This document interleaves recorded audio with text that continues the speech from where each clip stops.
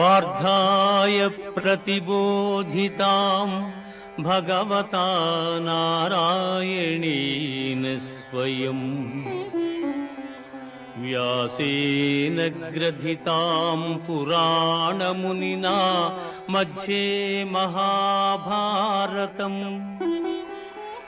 అద్వైతామృతవర్షిణీం భగవతీం అష్టాదశాధ్యాయినీం అంబా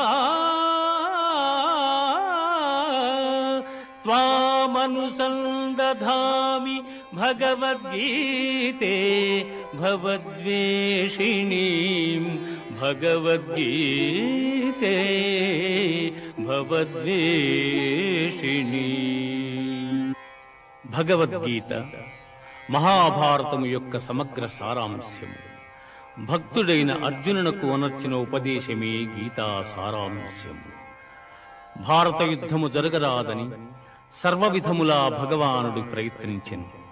కాని ఆ మహానుభావుని ప్రయత్నములు వ్యర్థములాయను.